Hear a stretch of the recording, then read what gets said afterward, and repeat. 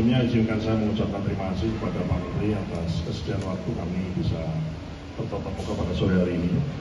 Memang sengaja hari ini saya memohon waktu kepada Pak Menteri. Kaitannya adalah begini. Kami ini Pak Menteri menerima kontak pengaduan. Jadi kami membuka kontak pengaduan baik itu SPPI, mitra maupun masyarakat.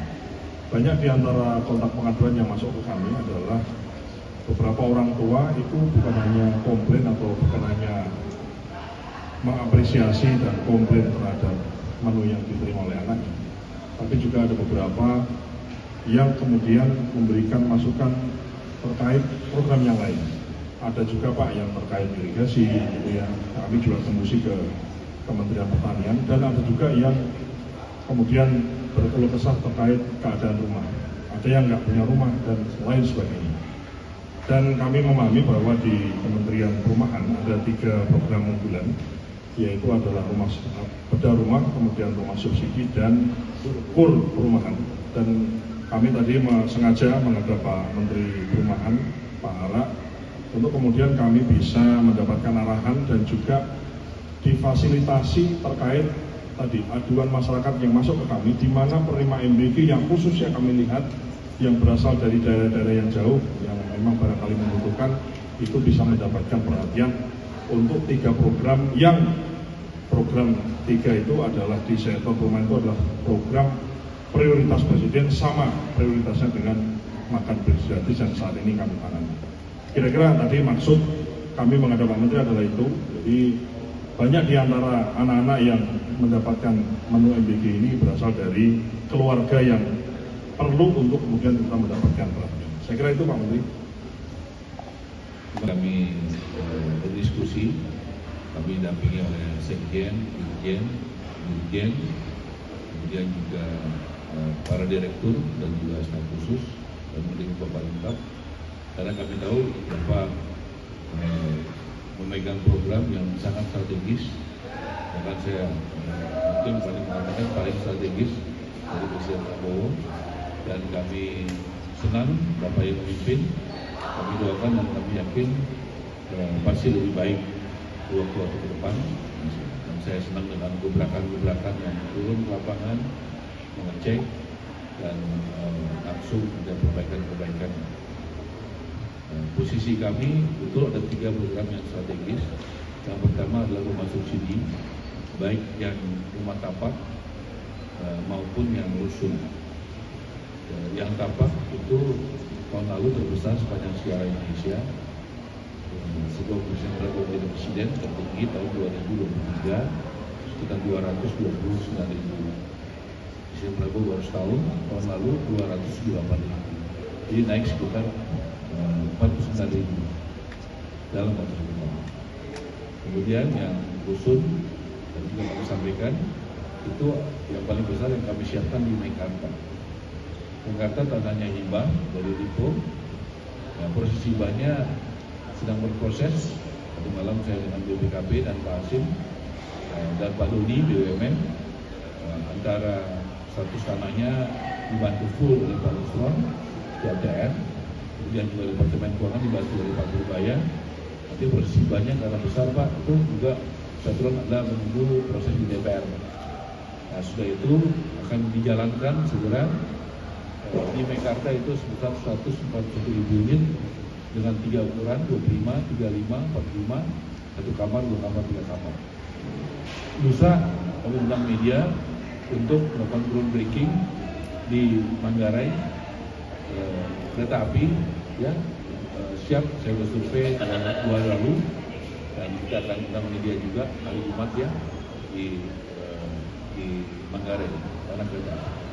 Yang kedua adalah kur perumahan, sama terobosan yang berikutnya adalah kur perumahan baru diciptakan oleh Presiden Prabowo untuk membantu UMKM. 100 juta ke bawah Pak, tidak perlu pakai jaminan dan bunganya hanya 0,5%. Nah, itu saya rasa juga cocok dengan orang tua penerima daripada MBG ini. Jadi itu saya pikir itu bagus disinergikan. Yang ketiga adalah kur.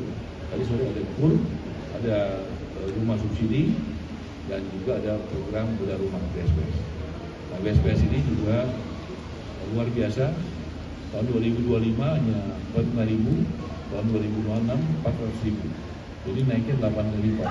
Jadi memang presiden kita ini membuat program ini bukan tambah tapi direct kali. Jadi bukan 45.000 tahun 2025 ditambah 100.000, tapi kira-kira 45.000 dikali 8 jadi 400.000. Jadi kita bekerja di sini, ya dari cita Bapak dulu saya pertama jadi menteri kantor di sini Pak. Dalam waktu 1 tahun kantor kita sudah 8 di Jakarta itu.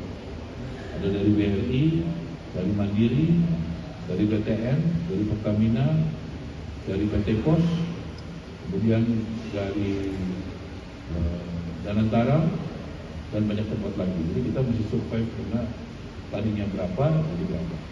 Kami siap mendukung Pak, dan kami tahu ini adalah program unggulan. Jadi artinya tentunya kuota yang kami siapkan untuk program yang Bapak pimpin, tentunya sebagai kementerian tentunya sangat besar kami siapkan. Nanti datanya kita berproses, kalau boleh sistemnya kita siapkan, data-data sudah selesai akhir tahun ini Pak, sehingga kalau boleh tahun depan kita udah jalan supaya penyerapannya lebih cepat. Kayak tahun lalu itu kita baru mulai, kita masih latihan. Saya masih ingat mulai penyerapannya itu bulan September, Agustus gitu Pak. Tahun ini kita sudah dimulai Mei akhir. Saya berharap kita bisa mulai tahun ini, tahun depan di Februari Pak. Jadi kita sedang berproses bagaimana menyerap lebih cepat. Tahun 2025, seingat saya itu kalau nggak salah Agustus atau September, bulannya ya. Tahun 2026 kita sudah bisa di bulan Mei akhir. Saya berharap nanti dengan tim kita, dengan IT kita yang kita perbaharui terus bisa mulai bulan Februari di tahun 2026-2027 saya penyerapannya. Intinya kami mendukung dan kami doakan dan yakin Bapak bisa memimpin PGN dengan lebih baik, lebih transparan, dengan tata kelola yang lebih benar. Terima kasih. Institute for Essential Services Reform atau IESR menilai target pembangunan pembangkit listrik tenaga surya berkapasitas 100 gigawatt dicanangkan Presiden Prabowo Subianto perlu diikuti dengan peta jalan dan kesiapan implementasi yang jelas. Chief Executive Officer atau CEO IESR Fabi Tumiwa menilai pembangunan PLTS 100 gigawatt menunjukkan energi surya mulai mendapat porsi lebih besar dalam strategi energi nasional sebagai penghentian pembangkit listrik tenaga diesel, di mana banyak desa yang belum teraliri listrik dan banyak desa yang belum memiliki listrik yang andal. Terlebih kebijakan ini sekaligus mengurangi ketergantungan terhadap bahan bakar fosil impor khususnya solar.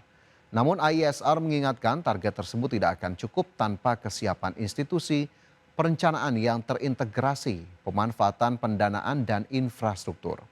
Selain tata kelola, pemerintah perlu mempercepat pembangunan jaringan transmisi dan distribusi listrik. Infrastruktur tersebut dibutuhkan untuk memastikan listrik yang dihasilkan pembangkit energi surya dapat disalurkan ke pusat-pusat kebutuhan. Perlu dibuat sebuah satuan tugas khusus ya yang dipimpin oleh ya selevel menteri yang kemudian melapor kepada presiden gitu. Dan sehari-harinya itu dikelola oleh satu project management office. Kenapa harus ada project management office? Karena ini mau dilakukan oleh banyak pihak ya, tidak saja PLN tapi juga mungkin ada swasta, ada koperasi, ada masyarakat dan lain sebagainya. Ya, jadi institusi ini penting sekali untuk memastikan implementasinya bisa berlangsung secara